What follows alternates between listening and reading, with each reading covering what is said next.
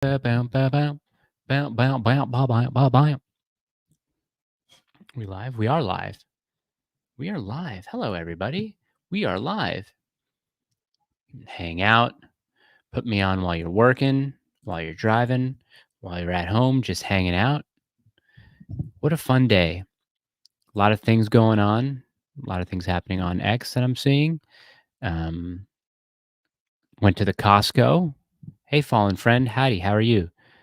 Um, Went to the Costco. And it was raining a lot. It's a rainy day here in Middle Tennessee, which thankfully is a nice little respite from the snow. We got about 6 inches of snow, which is fairly uncommon and not regular for Tennessee. So thank you, thank you for rain, God. Thank you for some rain. Also, I was wondering, it would be nice if you guys would want to join me. I do some daily reflection. So I have this wonderful book that I believe my wife got for me for Christmas or my birthday. I can't remember. Hey, babe, can you hear me? Did you get me Padre Pio for my birthday or for Christmas? My birthday. Yeah. Anyway, my wife got this book for me. This is Padre Pio's Spiritual Direction for Every Day. She got that for me for my birthday. And then either I got this or somebody else got this for me. I think I was just using for a little daily devotional, not necessarily Catholic, but this is Jesus Calling, enjoying peace in his presence. So I figure that we can, I don't know, we can read today's entries before we get into talking about stuff. The main thing that I want to talk about is how Protestants who have engaged with the New Nation Instagram, I'll read you what they're saying. What they're saying is absolutely ridiculous. Fallen friend, ew, Jesus calling. Is that bad? Is it good? What's wrong? What's wrong with it? Wouldn't we want Jesus calling us?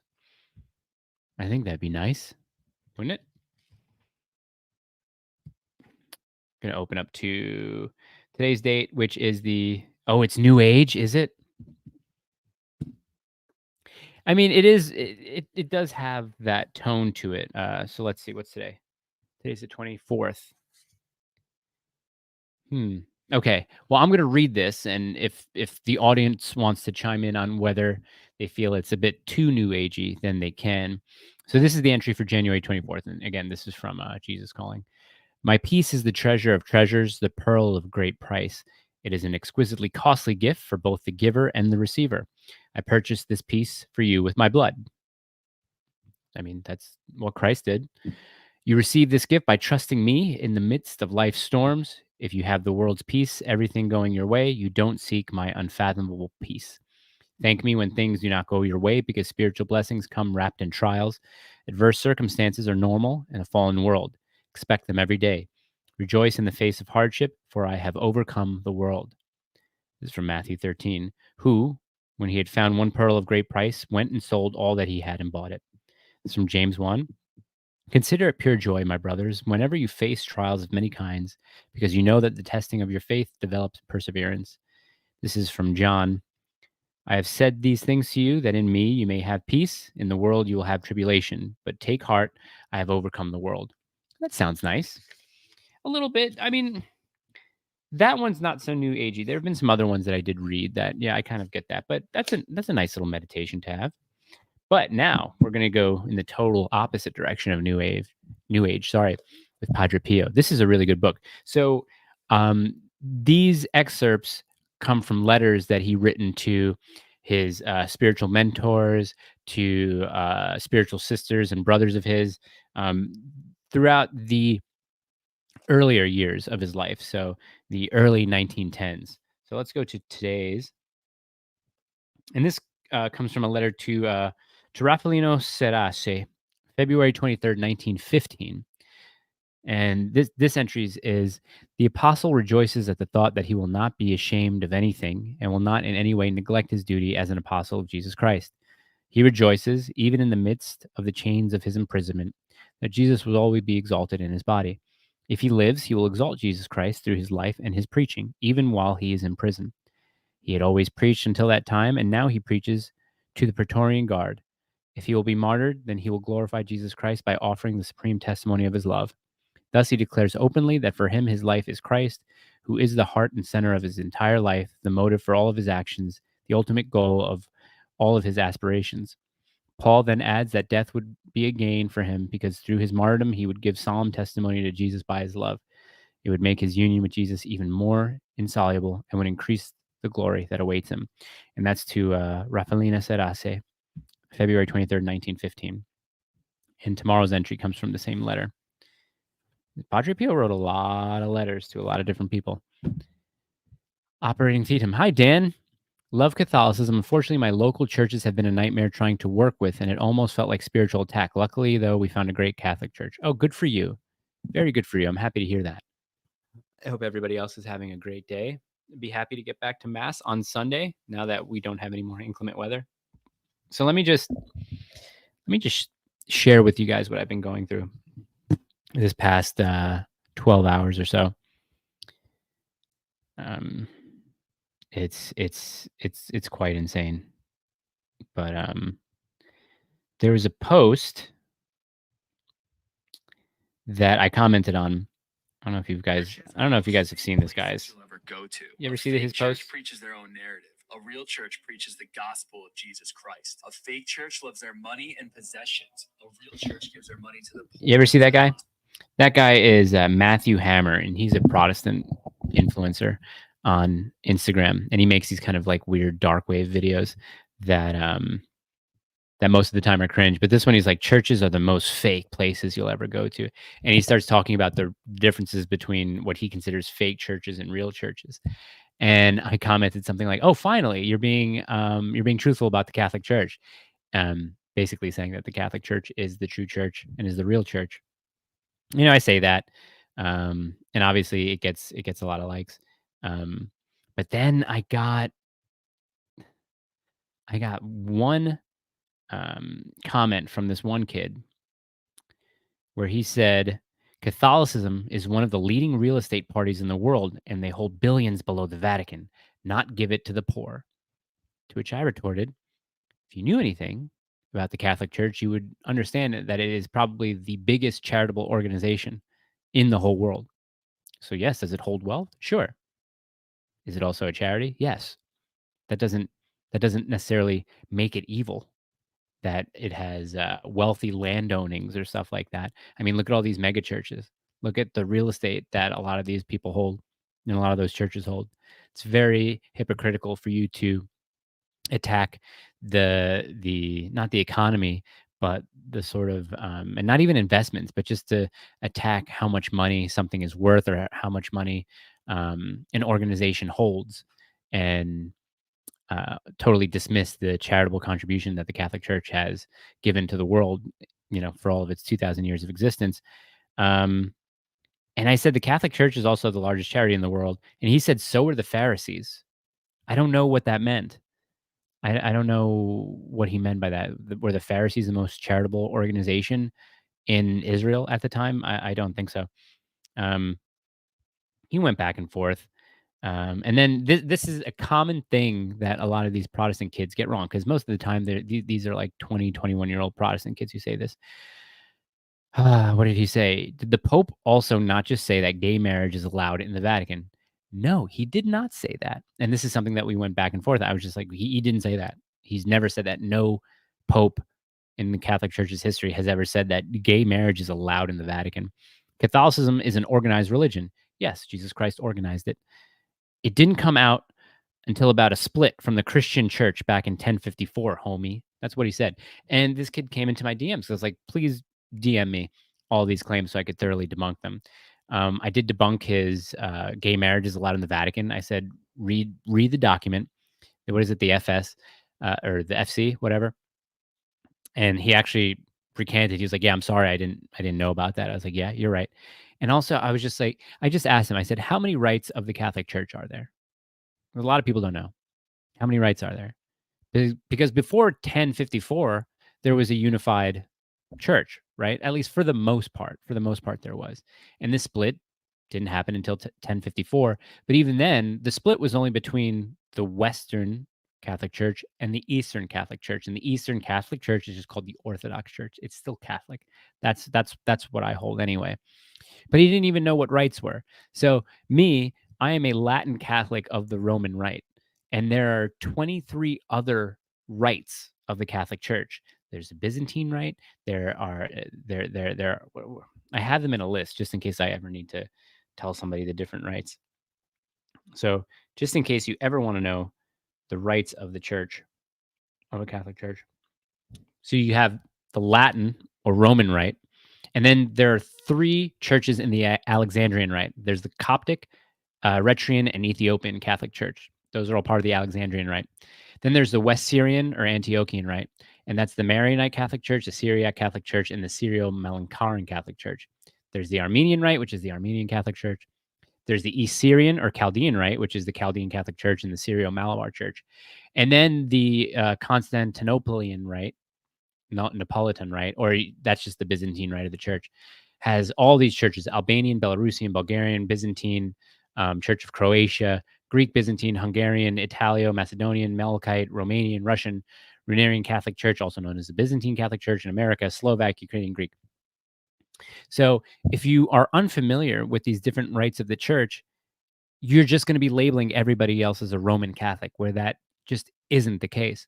And like Paul writing letters to different peoples throughout the world, the Romans, the Thessalonians, the Corinthians. These are all I wouldn't necessarily classify them as rites, but they were all different groups of people who were Christians, right? But I don't think the Thessalonians would consider themselves like the Colossians or anything, or the or anything like that. They wouldn't necessarily consider themselves similar, but there are different rites in the church, and that split happened in 1054, and all that did was just separate the East and the West. That's all that did.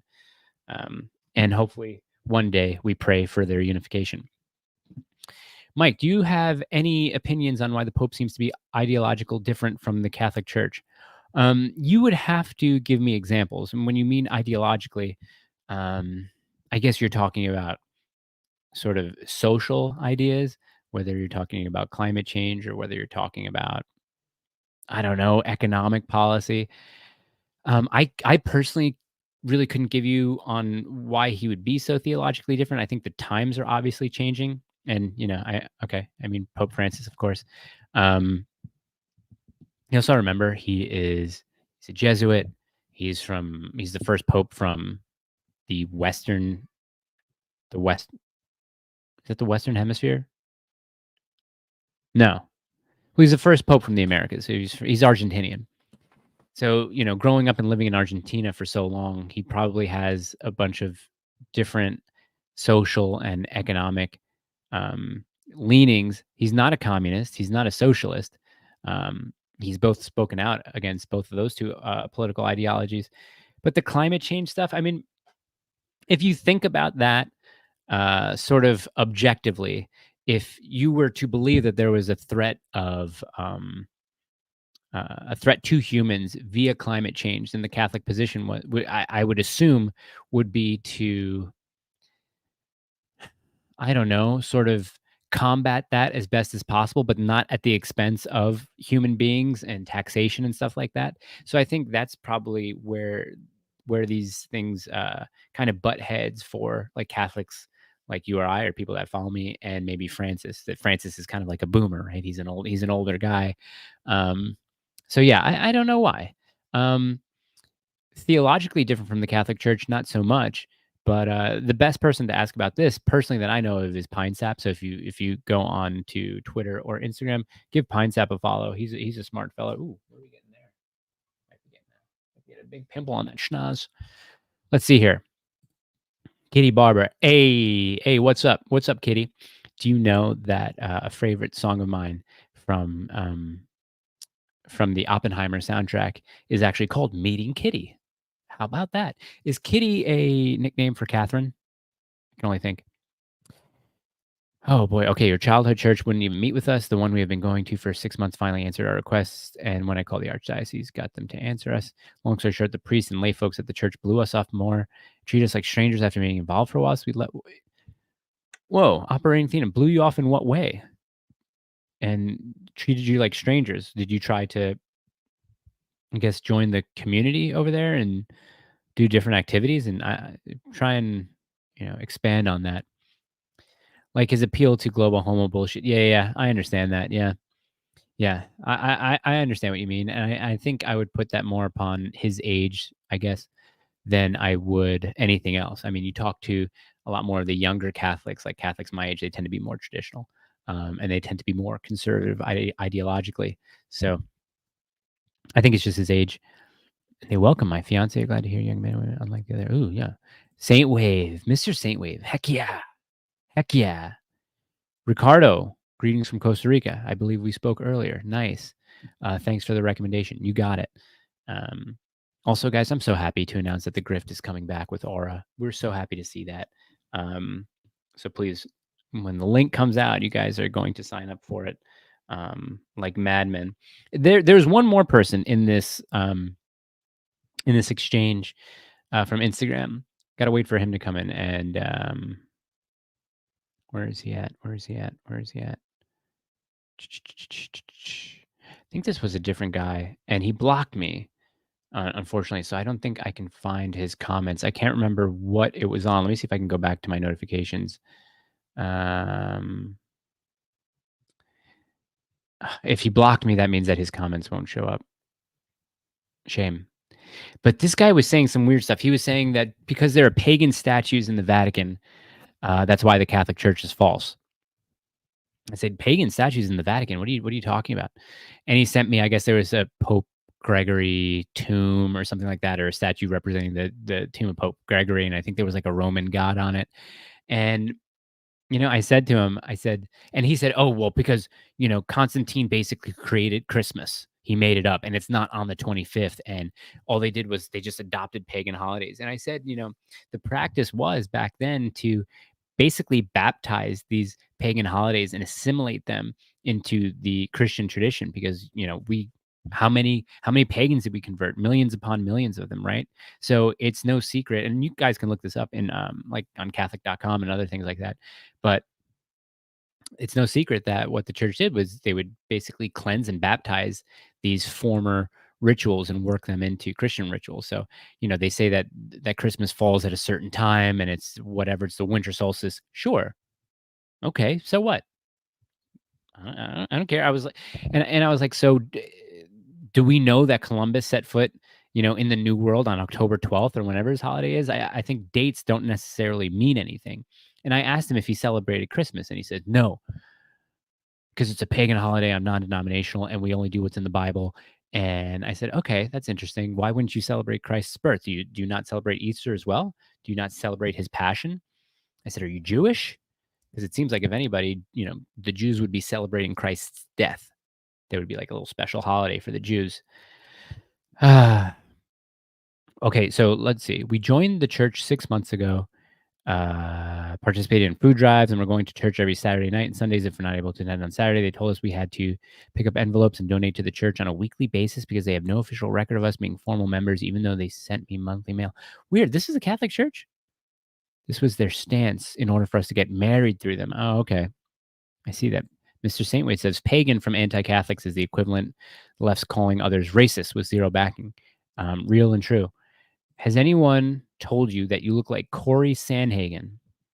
Okay, let's do this in real time so that we can look this up because now I'm really curious in who Corey Sanhagen is. Look at that. I have Catholic answers up. Corey. Oh, is he a UFC fighter? I think someone else has said this to me. Let's get a better picture.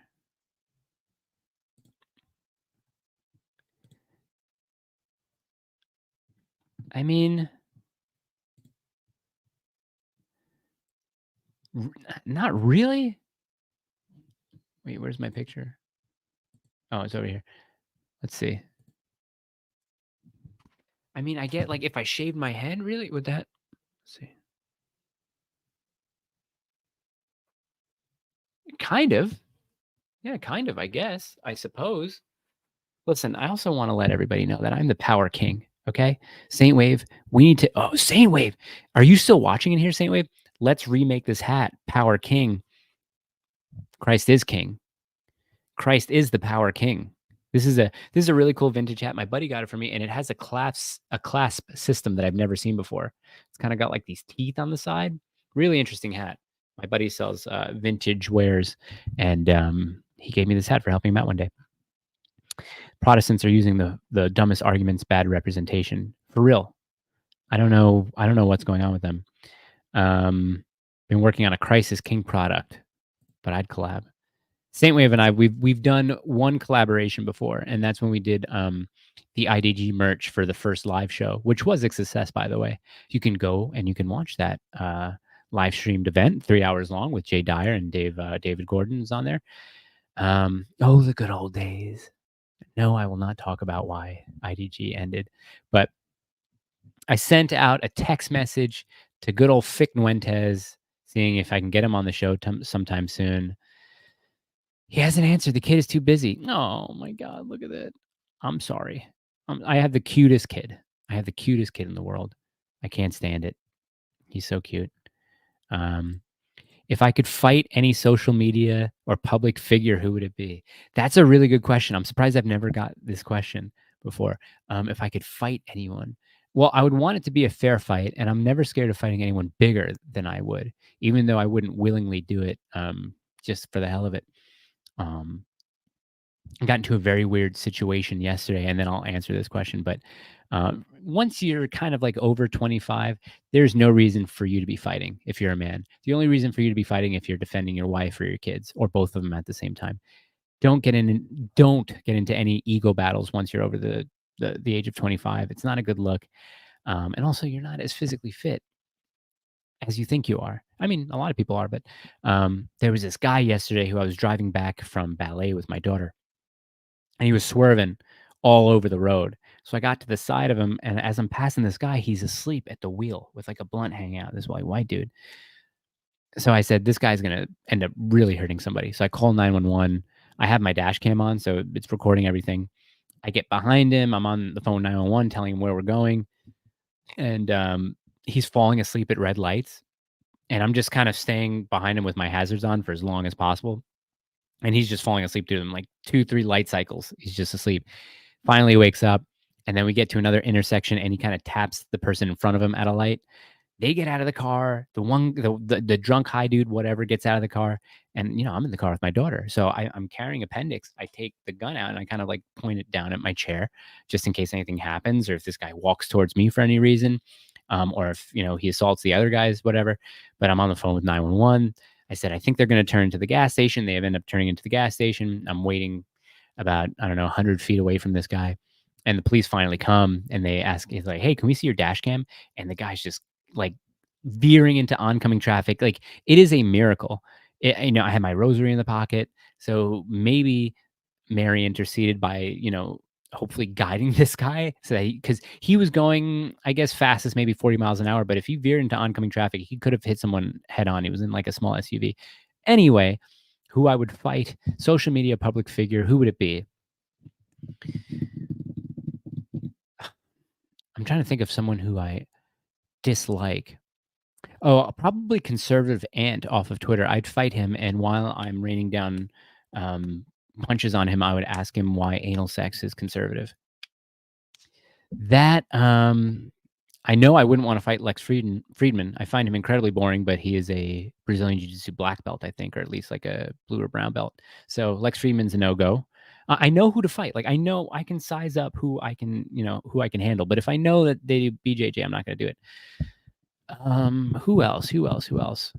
Social media. Oh, I know. What's his name? Who's the guy that fights with John Doyle all the time? He used to be conservative, and now he's not. He has a YouTube channel. What's his name? Not Ben Shapiro. I'd fight Ben Shapiro. I mean, that'd be an easy fight. What's his name? Hunter Avallone. I would 100% fight Hunter Avallone. It would be sad. You guys would be showing up to a murder. I would fight him, but it wouldn't be fair. Okay. If you can relive the end of IDG, what could you do to save it? Thanks, Benny. We don't, sadly. We don't. If I could relive the end of IDG, what would you do? I don't know. There's something that Padre Pio said that my friend texted me this because I texted it to him a while ago, and he sent me this, and this is really interesting. So, in relation to that question, Padre Pio said, "Any mental picture of your life that focuses on past sins is a lie, and thus comes from the devil. Jesus loves you and has forgiven your sins, so there's no room for having a downcast spirit." So, even though let's say the show ended abruptly, and let's say if we're no longer in touch, I don't necessarily want to dwell on thinking about that part of my life. I want to remain positive moving forward. So, yeah, I don't. I'd let it be. Yeah, okay. Kitty Barber, Orthodox catechumen here, but it's good to tune in. It's been a minute. I hope you and the fam are doing well. Thank you, Kitty Barber. Thank you very much. I hope you're welcomed into the church beautifully and faithfully, and that you have a great baptism. That's really cool. Good to hear that. Ked's dead, so you're a snitch. Yes, yeah. I don't. I don't take. Um, I don't take the willingness to destroy other people's lives lightly. So this guy was drunk or high, driving a car, veering into lanes, veering into oncoming traffic. What if he had hit some guy? What if he had hit some guy? What if he had killed some guy? What if he had run into me or my daughter? I don't know if you're being sarcastic or facetious or not, but yes, I am 100% a snitch. Yeah, 100%. Not a bootlicker either, but the police are useful for things, and this is one of those situations where they are useful. You should fight one of the Paul brothers. That would not go very well. Maybe good optics, also very bad optics. You should want me to fight someone who I could beat. Okay, you want who would I fight? I do like the Hunter Avalon fight. I would fight him. Who else? Oh, I'd fight my nemesis, Ian Copeland. Oh, also, this is day 4. We got to say day 4 of asking Ian Copeland what army unit is. Let's see, day 4 of asking at Ian Copeland. Oh, did he block me finally? No, Ian Copeland. What unit of the army he's in? If he says it's classified, it's a lie. So we're just looking forward to that.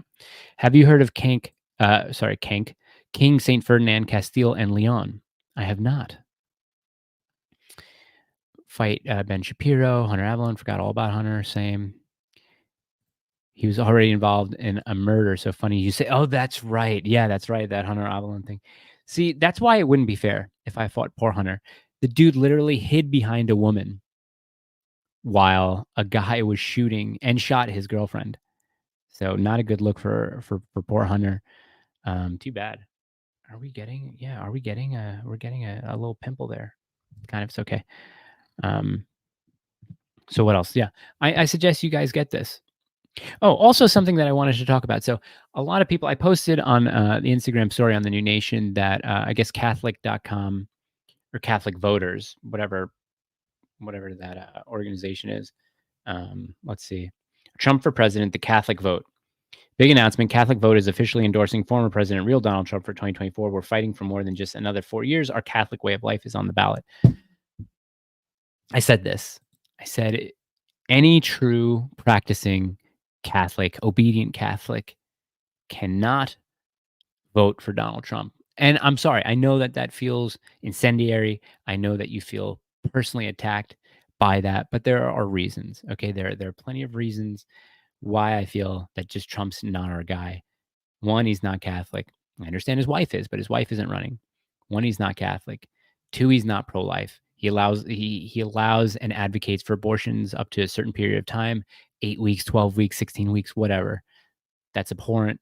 No good Catholic should be supporting that type of position when it comes to abortion. It's either illegal or it's illegal. That's it. And a huge Zionist, by the way. I can't support that. If he's going to be supporting Israel in every war, every conflict that they get themselves into, I'm not in for any person who wants to do that. And a lot of people have asked me, well, what do we do? What's our other option? there really isn't any other option. That's why I'm abstaining. When presented with the lesser of two evils, choose none. And Bryson Gray said that. Bryson Gray said the same exact thing. People came for him. And all I'm saying is if you're presented with two evils, you're still picking the lesser of an evil, which is still evil. And I understand you think that maybe me saying Trump is evil is hyperbolic. I think the stance on abortion is certainly evil. So I get that.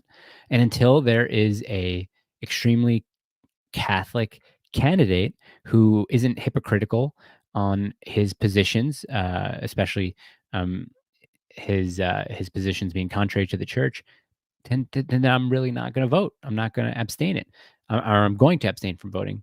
Listen, I feel like whoever's nominated, well, Trump is going to be nominated, but whoever wins, the country is going down anyway. It has been going down. Was it better during Trump, 2016 to 2020? Yeah, maybe. I mean, you can argue that. I think for sure. But still, what did you get during Trump? You got more gay agenda stuff pushed. You got more trans legislation pushed. You didn't necessarily have more foreign wars, which was good, but there's still problems on the southern border, and it's just no matter who wins, like the country's doomed. The country is still evil. I still hold to this day that America is the most evil country on the face of the planet, and I don't think Trump is going to save that. Benny, yeah, Lerner is an ethnically Russian last name. See, this is the thing, and Benny thinks he's being funny. I'm Catholic. My mother, whose womb I emerged from, was a Catholic womb. I don't consider myself Jewish, regardless of what my name is. Okay? If my mother was Jewish and my father was Jewish, yes, maybe I would consider myself ethnically Jewish, which I don't even tend to believe.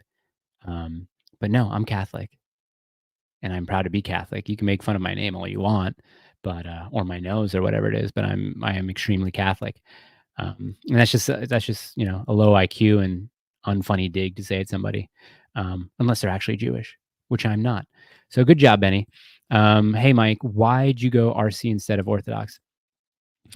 Well, this is an interesting question. On the old show that we had discussed it a couple of times. When I was originally baptized Lutheran, after 1 year of going to a Lutheran church and a Lutheran grammar school for the third grade, I then transferred to a Catholic school. We started going to a Catholic church, a Catholic parish. So I entered the Catholic church then, all the way through high school, all the way through college, and then had that agnostic libertarian phase of my life from the years of 22 to my late 30s. And when I re-explored my faith and coming back to it, Mary was very important, and she was a very integral figure in coming back to Catholicism. And listen, the Theotokos is just as important in Orthodoxy. I get that. And for a while there was a little bit of that. Oh, I don't necessarily trust organized, hierarchical religions and stuff like that. So Orthodoxy does seem appealing because I still have some of that like libertarian spirit. You know what I mean? And also the icons are great. But then as I delve closer to Mary, that was the pull for me. So it was a spiritual pull from Mary, I think. And if I want to say that mystical pull from Mary herself, that's what ultimately brought me back to Roman Catholicism. And and the TLM, and now my Novus Ordo, my Latin Novus Ordo. I feel comfortable here. I really do. I have a good set of Catholic friends, both online and in person. And yeah, out here in Nashville, there is one Orthodox church. There's one in Franklin, and then there are a couple of like Coptic churches and Ethiopian churches. But I think it was just Mary. You know what I mean? I prayed on it, and ultimately it was Roman Catholicism. So, what did you think of the Jason Whitlock podcast? Yes, I did listen to it. I want to get E. Michael Jones on the show. I'm probably going to be sending him an email or a DM soon, but I sent it to my father as well. Who my father's super based. Now, this is a guy who did grow up with two Jewish parents, but was never bar mitzvahed, never went to temple, and he was very critical of Jews himself because his parents, my grandparents, although lovely people, were were on the left. They were cultural Jews, I guess that you can call it. They were leftist Jews. They voted left their whole lives. And even though when you think of my grandfather, this guy who's um, an Air Corps veteran, dropping bombs over Germany, you think of these guys like John Wayne, and when you find out that their history of voting or their ideas, um, very interesting. But I sent it to my dad because my dad is also very critical of Jews himself, so he's very interested in looking into that. But I thought that the podcast was awesome. I thought that the sexual degradation of the country at the hand of Jews and the history behind that, whether in Hollywood or in Israel, was very interesting. So I encourage everybody to go on to Rumble and watch that episode. And then I don't know, Ked, if you're able to be on X. There's a space on. I hold on. Let me see if I can get the link, because I retweeted it, and I'll put the link here. If you can listen to this space, because this space was really, really cool. Yeah, here it is. Let me see if I can find it. Copy the link. So this space here was with who co-hosted it? Well, Keith Woods was in there, but Sam Parker hosted it, and then who else was in there?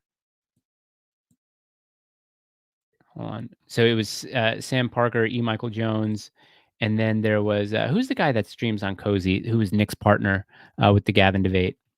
I want to get him on the show too. I forget his name. I don't know why his name is escaping me. And this Hannah Tove girl I just started following, so that was really cool. I think that abstention is totally valid, and agree that Trump isn't our guy, but I also see the pragmatic benefit in doing something to avoid the greater evil when one of the two is guaranteed to happen. Yeah, no, I understand that. But also that personal responsibility, and that that feeling of at least being consistent in your views by abstaining, right? Because if I say, if when presented with the lesser of two evils, choose none, and if I go off and vote for one of those evils, then I'm outwardly a hypocrite, right? I'm inwardly a hypocrite as well. So I want to at least be consistent on my ideas. So that's personally why I'm abstaining. Can I root for the guy? Possibly, because one is, like you said, better than the other, and one is going to happen. So I can root for someone, but I'm not gonna put my vote or put my my support behind someone. The voters guides for Catholics would disagree with you, but abstaining from voting is also acknowledged as a viable option if your conscience says so. It does, Saint Wave. It does. Fuentes is also a Mexican Catholic for having Hebrew roots. And I mean, even if one has the roots, the Hebrew roots, so what? You eventually came home to the mother church. There's like that guy that I think Pine Sap posted it. Let me see if I can find it. It's a guy who's a former Jew who went to a rabbi in New York and saying that he was a Catholic, and he tried to give him a book, but the rabbi didn't want the book. He says, "I'll take it, but only to throw it away so that nobody else is exposed to it." That was really interesting. Would never thought of Fuentes as having Hebrew roots, not from his name and not from his face. Are you voting in general? I see it as pragmatic choice rather than about liking the candidate. I tend to vote in local elections,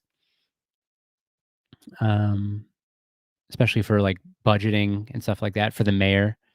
But yeah, I mean, for a presidential election, I just can't do it.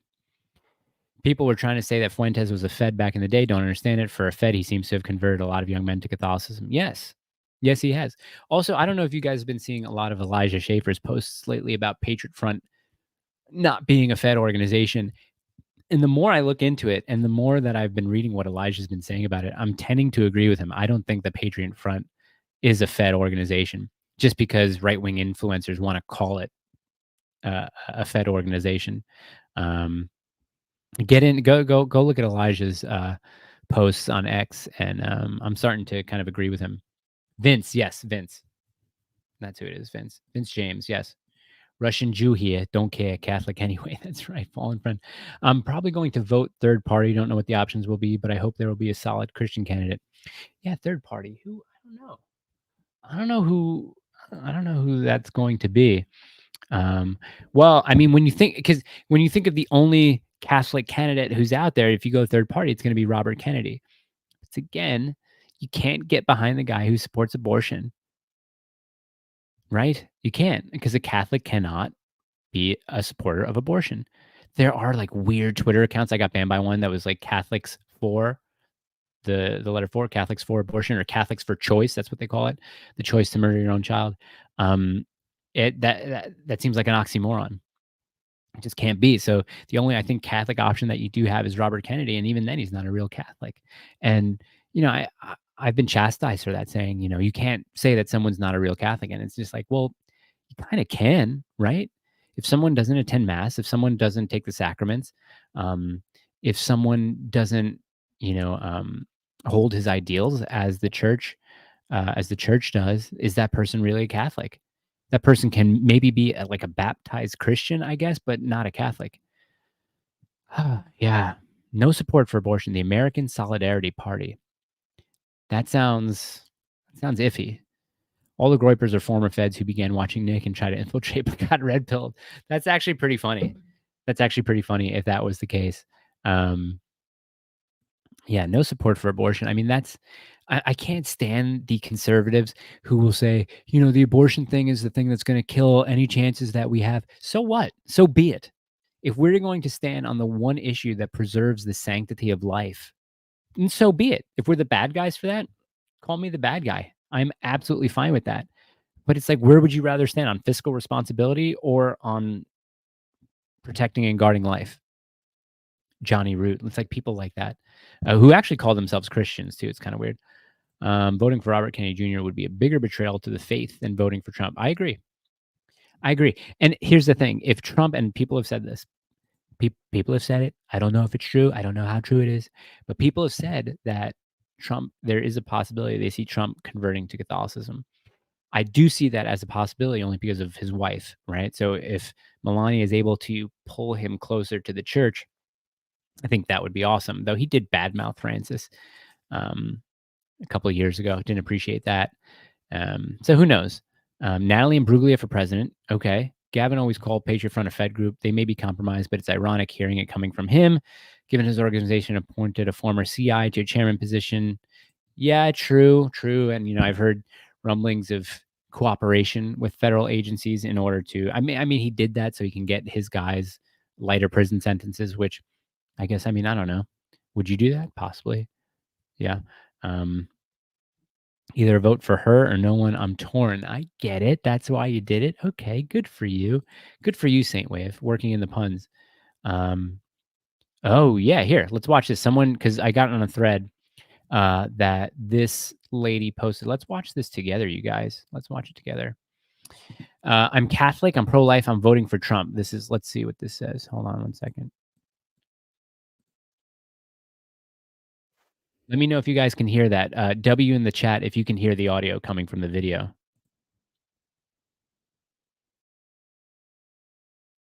Can you guys hear that?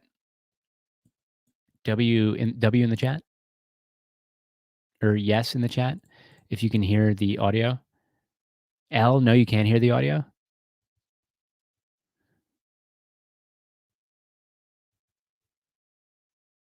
Oh, wow, you can't hear it?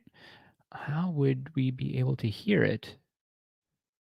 See the settings, recording, audio, speaker, built in,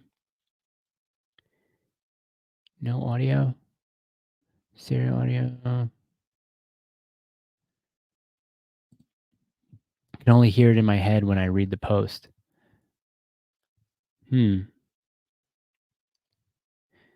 Can hear it in my heart. You guys are confusing. I don't know if you can hear this audio or not because it's coming through the computer, but also the mic would be picking it up, wouldn't it? So please stop messing with me. I need to know if you're able to hear the audio coming from this. I'll play it again.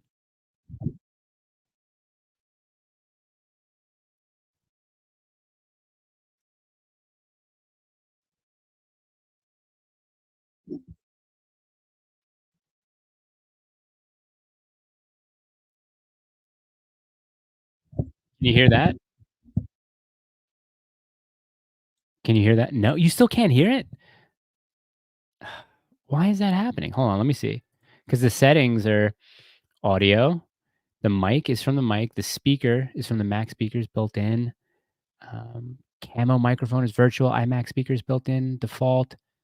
Okay, let me try this. This might be no, but that's speaker. Weird. Anyway, I mean, I'm sure if you guys seen this video, he's just basically saying, we got a big vote from the Catholic vote. You know, the FBI is going against Catholics. You know, who would vote who would vote for you know, what Catholic would vote for a Democrat? And I just said, Trump isn't pro-life, sadly.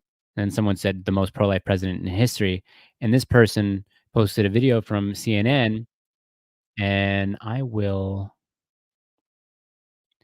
say it. I guess this video is just Trump supporting abortion up until a certain period. So, dang. Okay. Yeah. Sorry about that. I thought that I thought that whatever audio came off of my computer, you guys would be able to hear. Yeah. Apparently not. Oh. Okay. Hey, bub. You letting the dogs in? You just let the dogs in, though. Okay. Why don't you go out? I'm doing something. No, bub. You got a movie going on, bub. Oh, okay. Yeah, go lock in my bathroom. Close the door and let the dogs. Hey, dogs, go out. Go, go, go. Hey, you say, get over here, mama. Thanks, bub. Trump selected 2 conservative judges to the Supreme Court who voted to overturn Roe. Countless lives have been saved. If a Democrat was in office, that wouldn't have happened. Yeah, those were Catholic judges, though. Good for him. He still says that he supports abortion up into a certain point. So, no. No.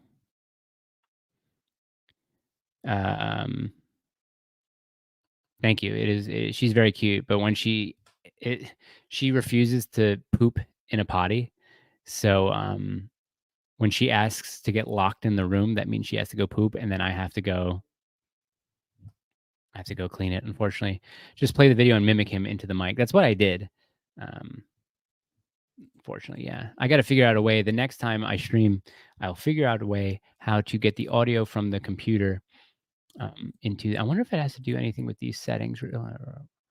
Recording, local recording, hotkeys, layouts, no. Virtual background, no. General, no. Okay. I'll figure it out. Just want to let you know the IDG podcast was influential in letting me and my wife converting to Roman Catholics, and now we are trying for our first kid. Awesome. Having kids is the way. Yes. Thank you very much, Ked. I do appreciate that. Awesome. And Rose, stay out. Stay out.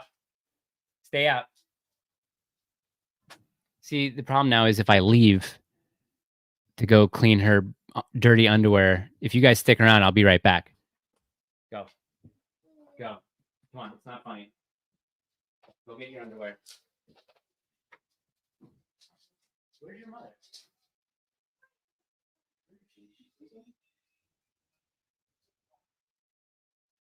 Come on, hurry up. Let's go. Come on, in the bathroom. Because I'm streaming now, and now I gotta change the shit. I'll do it. It's fine. It's just there's watching a dead screen. If you can, that'd be nice. Here, do you want me to? I'll hold him.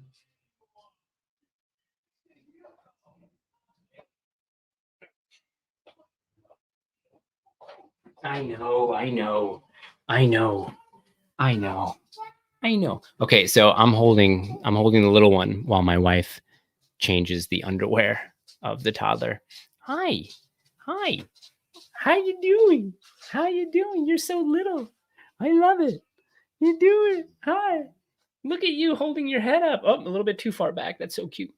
Guys, you got to have the kids. Have as many kids as you can. If they're the greatest gift. What are you looking at?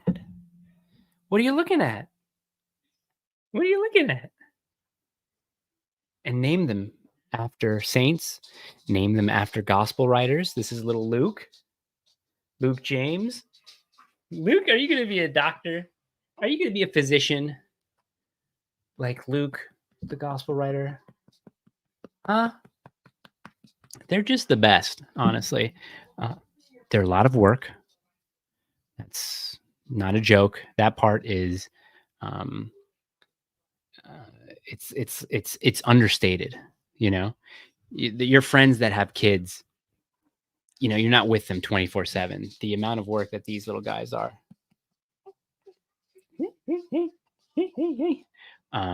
Any questions about parenthood? Any questions about having kids? Please feel free to ask those, because that's what I'm here for. And they're just so little and they're just so cute. And there's nothing that is unmanly about speaking in a baby voice to your babies, especially to your baby boys, because these are the people who will further your bloodline. Right, Luke? You're the heir apparent, unless we have another one.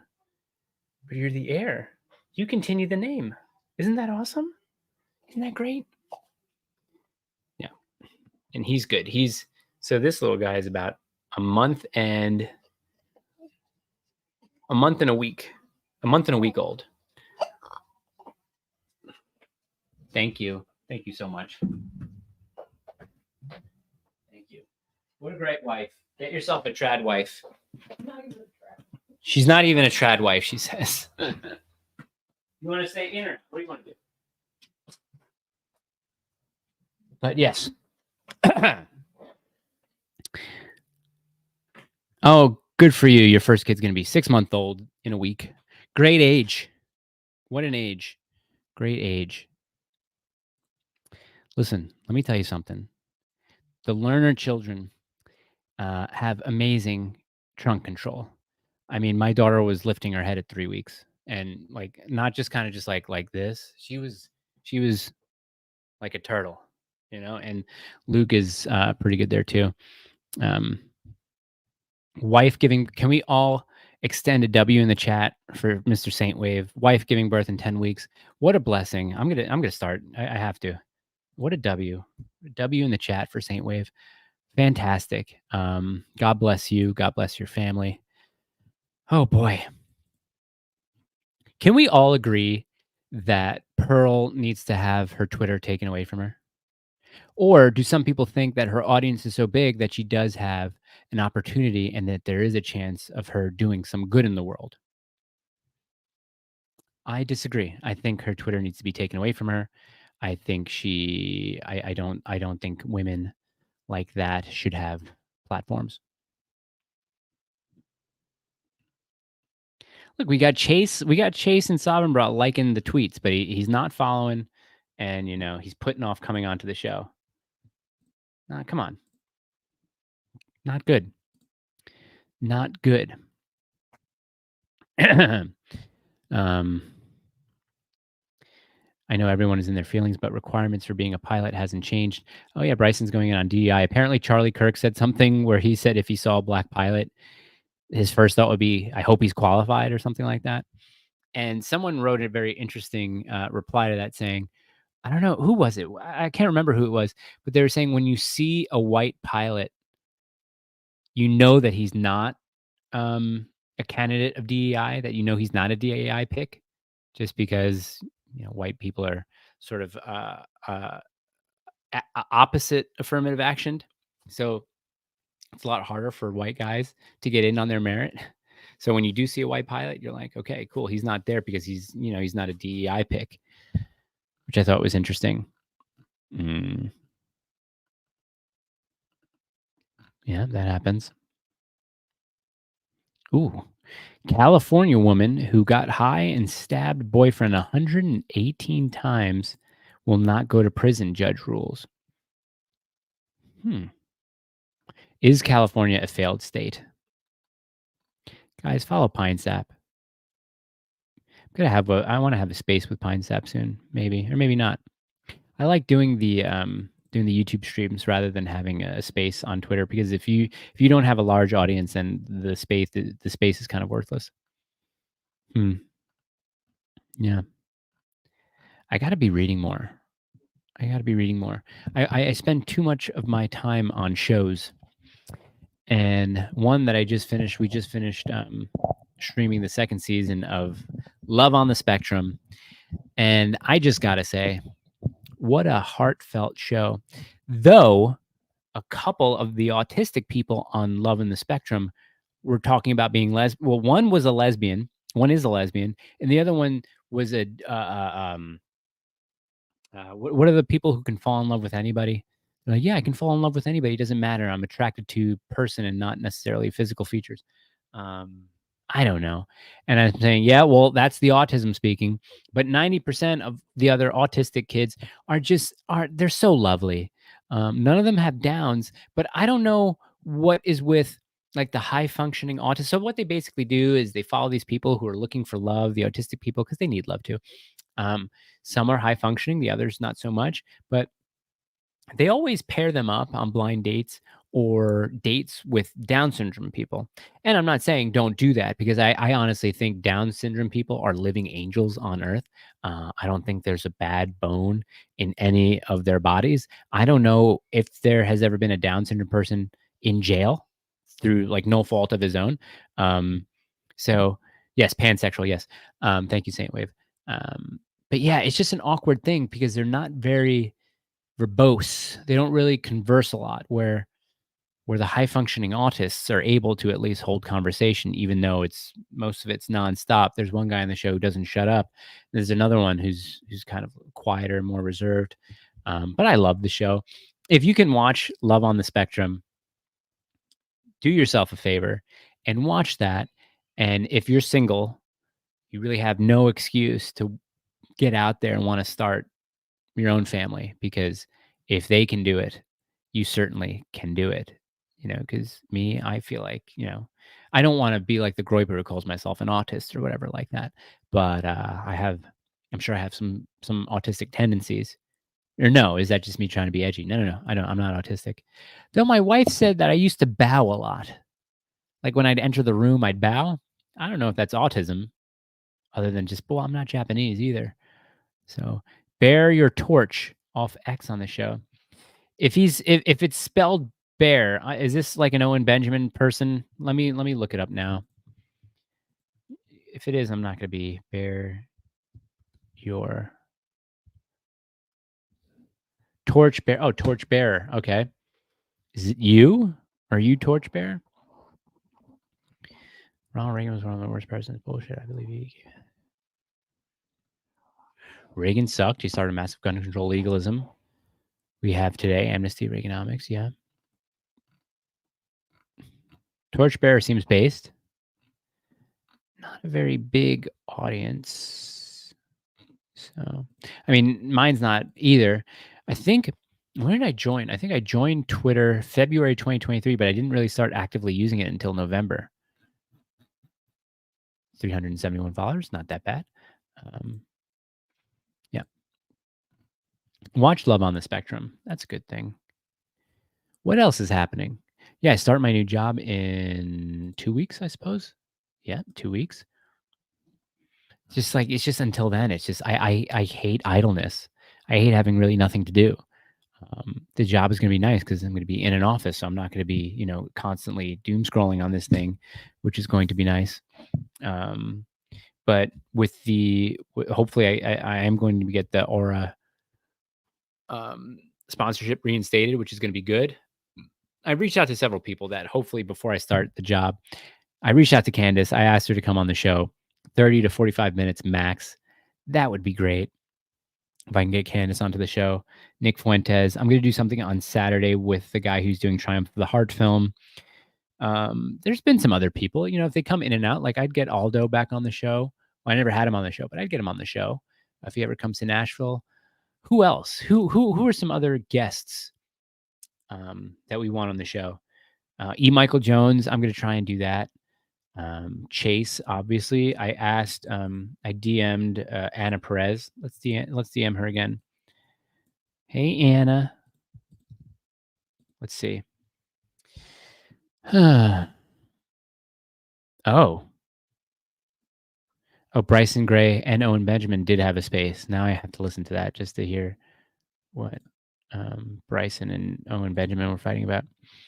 Come on, guys. Come on. I need guest ideas, because once this job starts, the audio podcast is probably going to be going only 4 times a month, once a week. As of right now, it's a couple times per week. Oh wait, when does that start? Does that start on Friday, 26th? Masters of the Year. Oh. Okay, cool. Sorry, I was just talking to myself. I know that there's a delay here, so. Jason Everett. Let's see who that is. He's an author, Catholic husband, father of 8, founder of Chastity Project. Well, what a nice young guy. Jason Everett. Okay. Okay. Possible guest.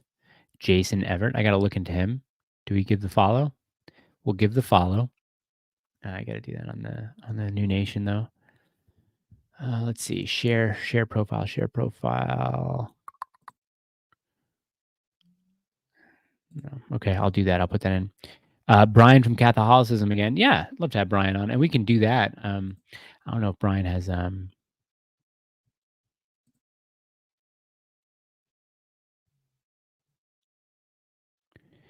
Ooh, hey sir, I have an airplane in Chattanooga. I need pics on. Have time and interest. Always have interest. Interest. What do you need? That's interesting. Okay. Brian and Franco. Oh yeah, Franco. Franco, I'm sure would be stopping through Nashville at some point. Yeah, that could be interesting. Get Franco on. I have 3 microphones, so it'd be nice to have two people join me on the show. Mhm, mhm. Let's see here.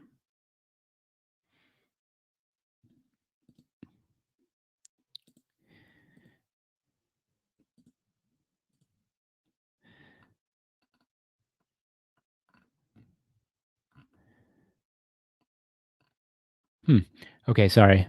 Are you gonna dig up Francisco Franco? That would be cool. No, Franco Aurelio, who's my friend and Catholic influencer. That's who that would be.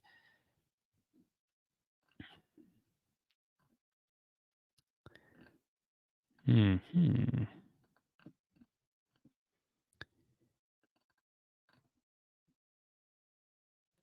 Jordan Peterson? This is just someone saying, "Whom would you like to see convert to Catholicism?" Jordan Peterson, Elon Musk, Tucker, Candace, Ben Shapiro, and Vivek. Vivek. Well, all of them. All of them would be nice. Gold pilled. His conversion, his story is crazy. Yeah, maybe gold pilled. Maybe I'll get gold pilled. We talk every now and then on is it on X or on Instagram? I can't remember.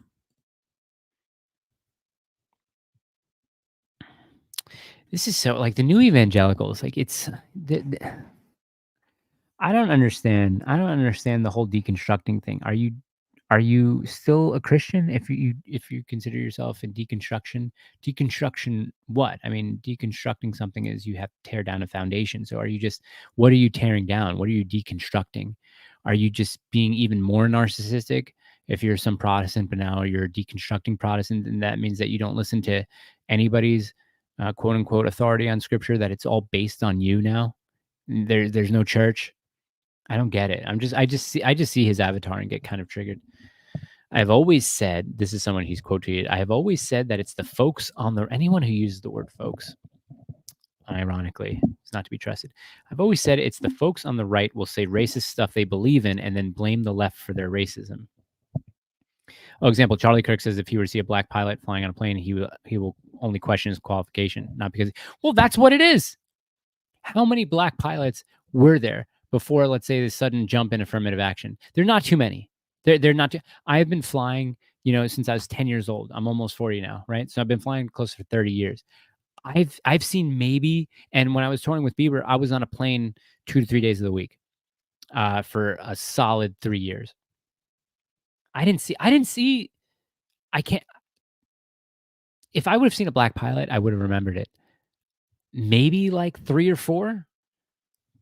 So it's like it's not surprising. So of course, throughout this DEI push, and you see black pilots popping up all over the place, female pilots popping over all over the place, you would think, you hope they're qualified. Where were they before? Yeah, I wouldn't blame the left. I would blame logic for that. I want to, let's see. How many black pilots were there in the 90s, let's say through, let's say 2020? What were the numbers? What were the numbers? If all of a sudden black pilots are popping up everywhere because of DEI initiatives,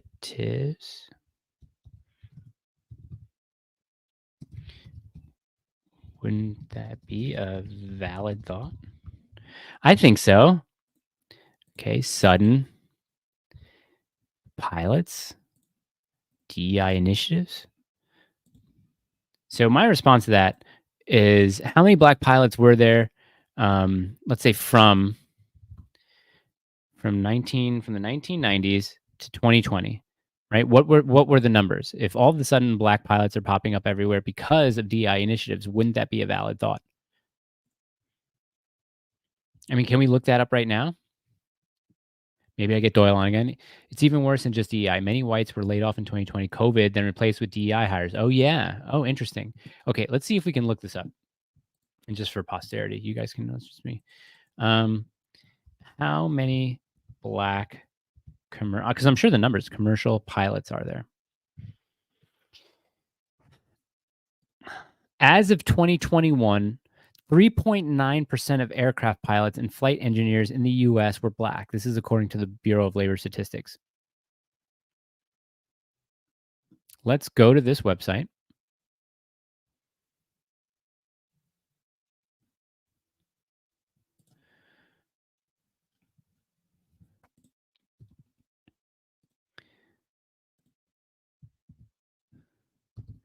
How many does that say? This is a problem. According to the BLS, only 5.3% of all aircraft pilots and flight engineers were women. 93% were white. 3.9% black. Person rate of women. The rate of change in the number of women and minorities working as aircraft pilots. Okay. So as of 2021, only 3.9% of commercial airline pilots are black.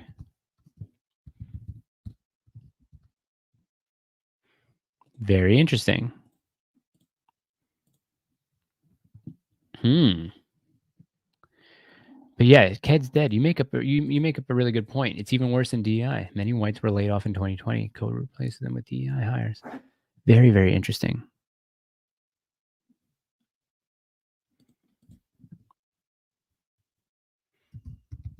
Someone asked if we carry in church. I do, but I kind of feel like I'm doing something I shouldn't. Nope. 100% carry a firearm while you're at church. Conceal it. Don't wear it open like an idiot. That makes you a target. And it's just cringe. Conceal a firearm if you are able to, if your state allows it. Our church also has an armed security person who, I think is a member of the sheriff's department here. But like I said before, I think I've talked about this on a live before, that I would say there's probably 4 to 5 armed gentlemen in our church at any given time, with me being one of them. And I carry a Glock 43 in the church because the 19 isn't as comfortable. Like, I wore the 19 today at Costco just because I was wearing jeans and a hoodie. But when I'm wearing, church clothing, I still don't tuck in my shirt. I feel bad about it a lot of the time. I will tuck in if I am wearing like a blazer or a shacket over a button-down shirt, and then I'll sort of I'll put the Glock 13 out, the Glock 43 on my back because it's comfortable, it's slimmer, it's smaller. So yeah.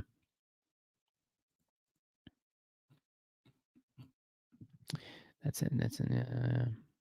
Oh, Redeem Zoomer. I'm sure a lot of you guys are familiar with this. He tweeted this today. Twitter is evil. I post about God's grace and it gets like 4 likes. I post an edgy argument, a political take, and it gets like 200 likes, 190 quotes, 20 words in the comments. Twitter does not reward the fruit of the spirit. It rewards chaos. Why are you using it then? Why are you taking part in, quote, evil, as you put it?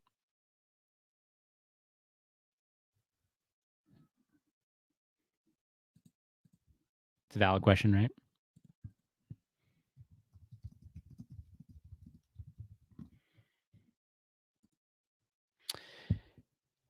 Pee pee poo poo, pee pee poo poo.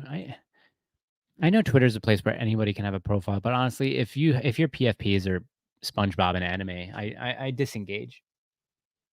And if you're a woman, I disengage. I've fallen into the trap a couple times. I almost got there where I'd make a statement, someone would reply to it, and I would reply back, and then I say, "Oh, it's a woman." Mute, and disengage. I made a rule. You do not argue with women on the internet. Bless me. You just don't do it. You try not to do it.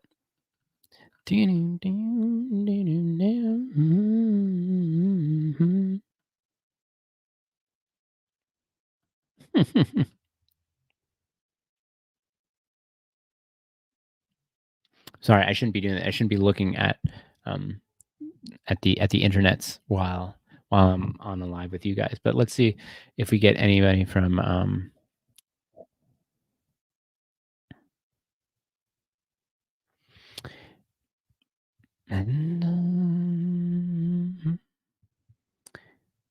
Seth Cunningham. Let's see here. Oh, I saw a lot of people were saying that if you do skin to skin with your kid, if you're a man, that's gay or something like that. I did it. I don't understand. People just have a problem with anything. So when they see a guy doing something that, you normally optically you really only saw women do, the skin to skin after birth, but there are advantages biologically to do skin to skin because, as we know, men and women release different pheromones. So also the babies give you good pheromones, so you feel connected to your baby when you do that. So yeah, you could do skin to skin with your kid, with your son or daughter after your wife births them. I don't see anything. Oh, rapture is trending. That's something that I haven't looked into. I know it's unbiblical, but a lot of Protestants who believe in, is that annihilation? Do they call that like annihilation theory or something like that? But the people who do believe in the rapture, our priest gave a homily about it a month ago and said that the rapture is completely unbiblical. So I'm always interested in those people who believe in that and why they do. Because that seems like, doesn't that seem sort of like Calvinism with predetermination and all that kind of stuff? So if the rapture does happen, there are people who will remain on earth and people who will, be sucked up into heaven. It's just one of those things that I have no desire in really looking into because I think it just might make me upset. So I don't want to waste any of my energy on it. So if anybody else knows or has studied it, let me know. Sound. Yeah, sound. No sound. Did no sound? I'm not playing anything on here anymore. Is there really no sound? I know that this is a way to make fun of somebody. But yeah, no, the test is working fine. Thank you very much. I'll turn the mic volume up a little bit. Mic volume go up a little bit more? How's that? That's good. You have sound. Meanwhile, same-sex blessings. Dunk on the prots. Meanwhile, same-sex blessings. The thing about the same-sex blessings. Okay, and I did have this conversation with a guy who decided to come into the.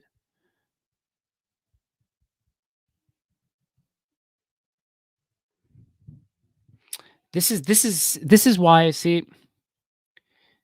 This is why I shouldn't engage with women. Everything is emotional to you.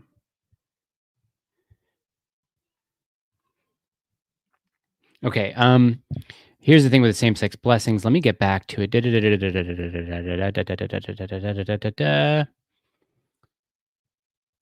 What the DDF does envision is a priestly blessing that implores God's help to move the persons toward upright living, supplicating God to give them, quote, actual grace, temporary divine helps, so their relationships, quote, may mature and grow in fidelity to the gospel, and that, quote, they may be freed from their imperfections and frailties, unquote, receiving those, quote, spiritual aids that enable everyone to understand and realize God's willfully in their existence. The text of the FS gives some reason to think that the DDF doesn't envision the former. For example, it sees such blessings as, quote, not conveying an erroneous conception of marriage and assuming, quote, situations that are morally unacceptable from an objective point of view. Furthermore, such blessings must avoid, quote, all serious forms of scandal and confusion among the faithful, end quote. And those in immoral relationships who present themselves for a simple priestly blessing must not be, quote, claiming a legitimation of their own status. So, I mean, call it what you want. I don't think it's necessarily same-sex blessings. I think it's maybe people who do have problems with their sexual immorality wanting to be blessed in order to move forward in living in conjunction with church teaching. Yeah. Jason English. Don't there's going to be no blaspheming on this channel. Yeah, Ken, you had your computer muted. No e-girls never. Seriously. George Levius. Not trying to be a jerk, but well, I hope that kind of cleared it up for you guys. I eat red meat full of testosterone. I like opposite sex. Oh, there you go. Good for you. That's good. Read the document. Yes, please read the document. If you guys need a link, I'll put it in there. Here. I'll put the link in the document. The Fiducia Supplicans here. The Fiducia Supplements.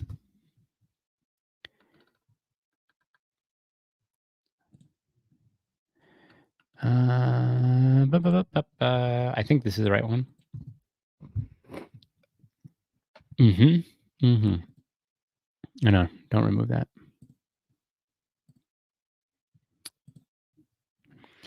Declaration of Fiducia Supplicans on the pastoral meaning of blessings. Yes. It's in there. There it is. Read it. It's not a long read, but feel free to read it. Anyway, God bless you, George. Wasn't that always the case? I guess I don't understand the point of the statement from the Pope. Can anyone receive a blessing? That doesn't mean that the actions are being condoned. Correct. Yeah. I mean, obviously, popes, they write, they have these declarations all the time that, I mean, if no one's ever officially said it before, then that's what they have these declarations for. So maybe no other pope expounded on these types of blessings before, and Francis was the first one too. Correct me if I'm wrong. Again, I'm not familiar with the inner workings of the Vatican, with any of the documents, with any of the Vatican law, any of that stuff. I'm not familiar with it.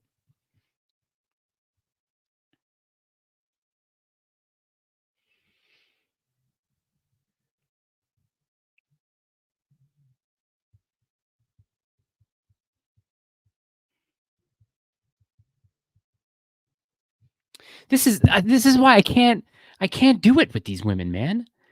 So this is someone. Okay, so I posted. Go to the New Nation right now. I posted this in the story. Someone said, "Look up the kid." This is this kid who recently. This is what a comment said. I'm sorry. Look up the Council of Nicaea, convened by Constantine, which also established the creed. You know, the same creed that established the Roman Catholic Church. That's what a creed is. Nicene Creed did not establish the Roman Catholic Church. I'm sorry, it just didn't. The creed is just a creed in what the church believes. That's what it starts out with, the sentence, "We believe," or "I believe," whatever. But the Catholic Church was instituted by Christ, right? Now, when we talked about all the rites before, those rites existed all throughout the world. And then eventually there was a split between the Western rites and then the Eastern rites. Well, not the Eastern rites, but the Eastern Church. So Constantine didn't establish Roman Catholicism. If he was, I don't know if I'm being a little bit ignorant in this, but I would assume that the reason why it's called Roman Catholicism is because Constantine was the first Roman emperor who made the practice of Christianity legal throughout the Roman Empire, right? So maybe that's why they call it Roman Catholicism. But the creed didn't establish Roman Catholicism. The creed was just the creed that all these bishops under the Pope agreed to, this is what we believe. This is what the church believes. I believe in the Father Almighty, the maker of heaven and earth, of all things visible and invisible, and in his only Son, Jesus Christ, who was conceived by the Holy Spirit, born of the Virgin Mary. Like, that's what it is. That's what the creed is. It's not establishing a religion.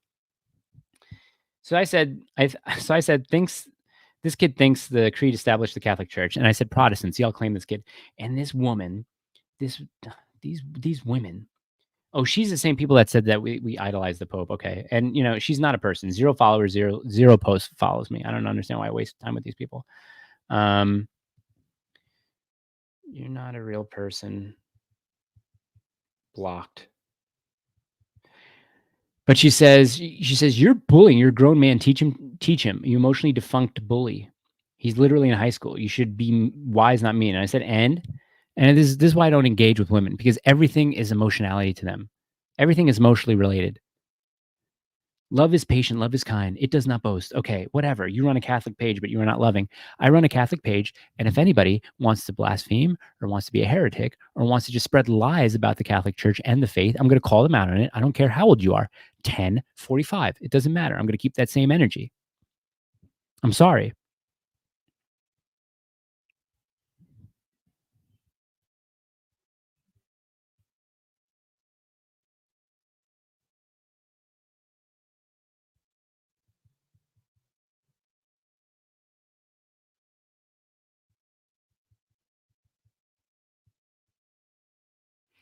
Anyway.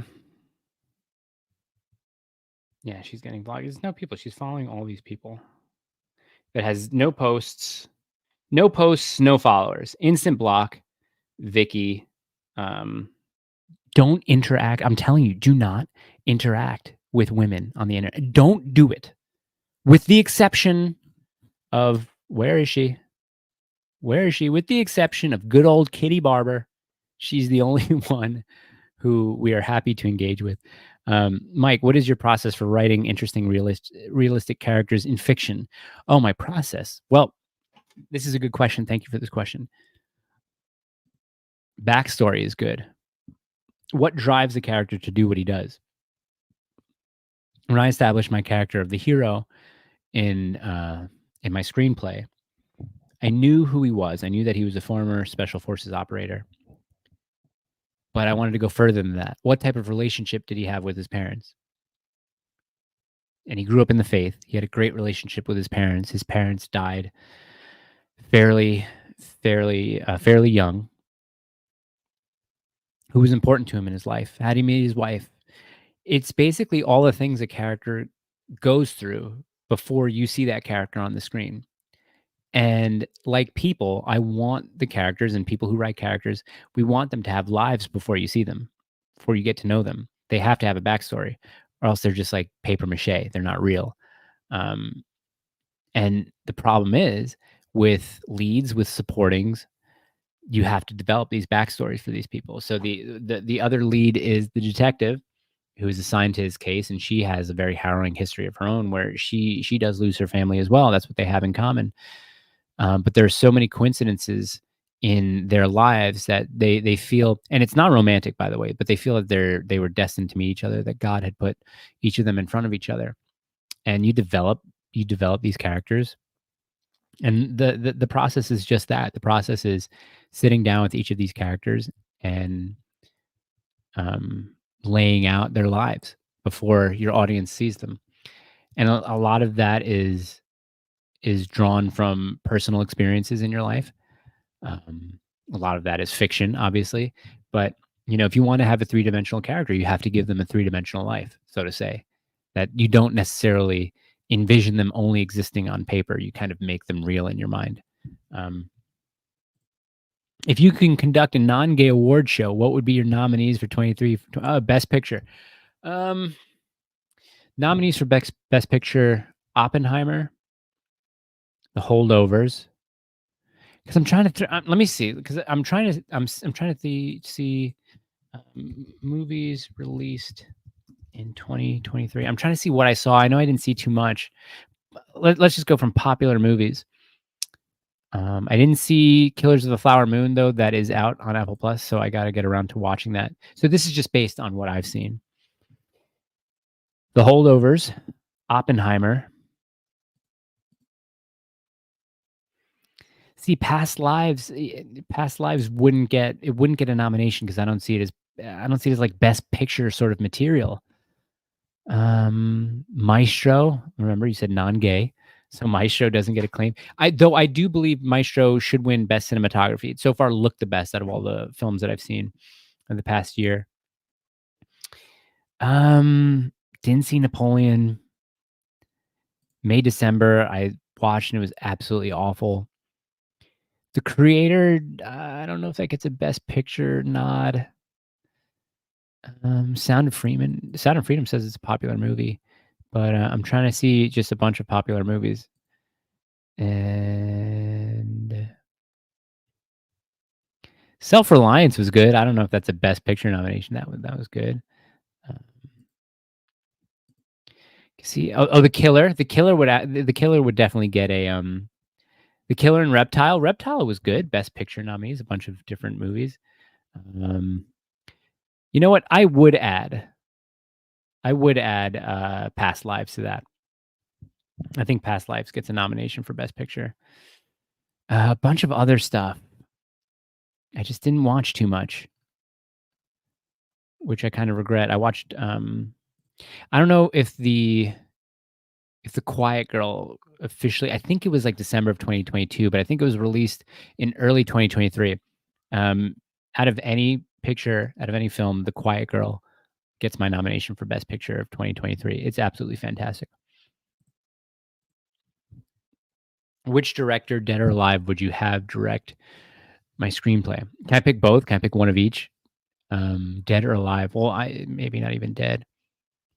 I would definitely not have Friedkin direct my movie, even though Friedkin would be a top choice, but he's just too chaotic, and we probably wouldn't get along because I'm pretty sure he doesn't get along with his writers. Alive.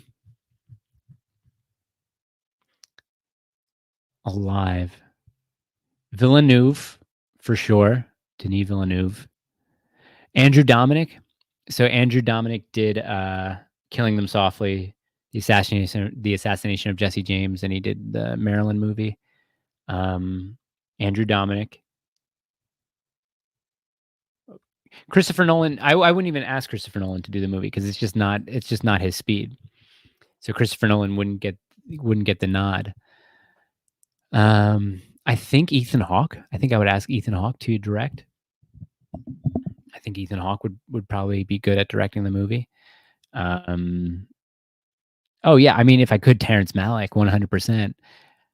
Because this movie, honestly, it's a Terrence Malick movie. I did write dialogue. It's about 101 or 102 pages, but there could be minimal dialogue in my film, and I think it would resonate just as much. And I think you'd be able to understand it, even if it didn't have any of the dialogue. I want it to be a very, very quiet movie. Not necessarily slow moving, but just quiet, because there are a lot of scenes in this movie where not much needs to be said, but obviously there does need to be dialogue to give a little bit of context about backstories and stuff like that. So yeah, if I can get anyone to do, but see, even Malick is one of these guys where he's if he's not writing it himself, if he's not producing it himself, there's tension there. So I'd probably have, like, if I could pick, probably like the ideal would be Villeneuve and the dream would be Malick, right? So yeah, just trying to see a bunch of other that A24 horror movie. I forget what it's called.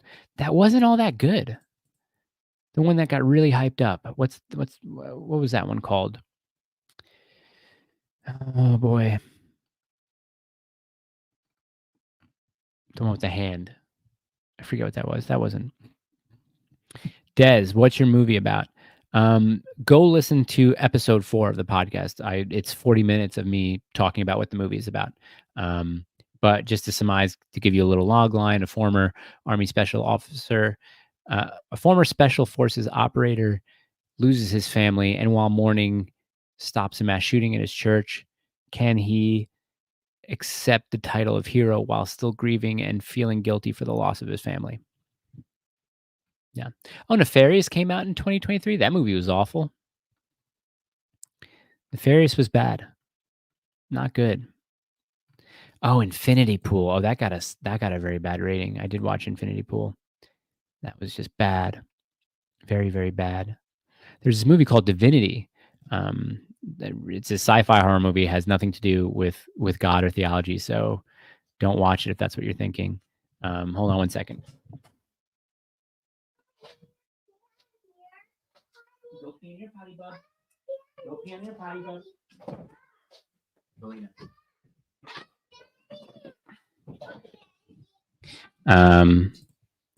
Yeah. My daughter wants to pee on my potty, which she has her own potty, and she should be used to peeing on her potty. This is one of the things with kids. Like, you want to be forceful with them, and you want to say, no, pee on your potty. It's good for you. In the end, it's good. It's the better choice. But so many times where you have to literally use kid gloves, and you don't want to, because I don't want to make my daughter soft. You know what I mean? What was that A24 horror movie? Let me see if I could do A24 movies released in 2023.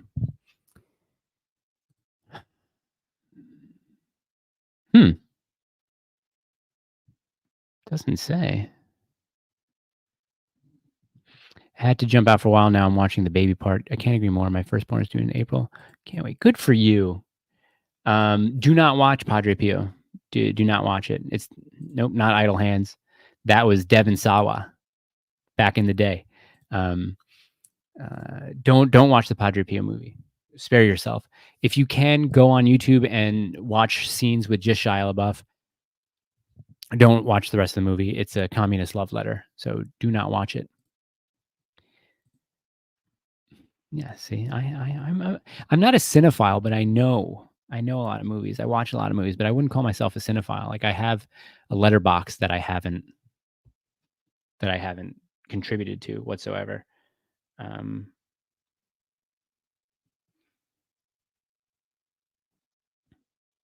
Yeah. You're only imagine calling someone a bully who's just dispelling truth. Not dispelling truth, but just speaking truth. That's how soft these people are today.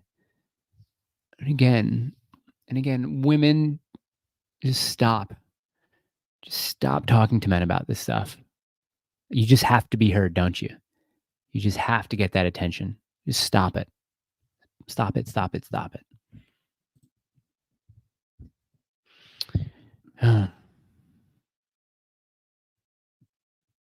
What a bummer. What else is happening?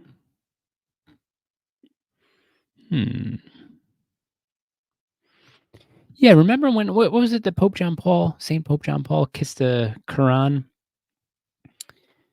The martyrs preferred to die by being torn to shreds by ravenous beasts in front of jeering crowds rather than betray Christ by offering a pinch of incense to false gods. Today, the vicar of Christ publicly kisses the satanic Quran and is considered a saint. Open your eyes. And then someone replied, I have a copy of the Bible in classical Arabic, blessed by an Irish priest. It is green and covered in Arabic calligraphy. If one didn't know better, he might think it were a copy of the Quran. St. Pope John Paul innocently thought this was an Arabic translation of the Bible. Oh, that is a good story to hear. I never would have known that. Why would a Muslim give you a Bible to be kissed? Interesting. Very interesting. It's true. A person like dressed up as like a sheikh probably wouldn't present you with a. Very interesting, though. Trying to find.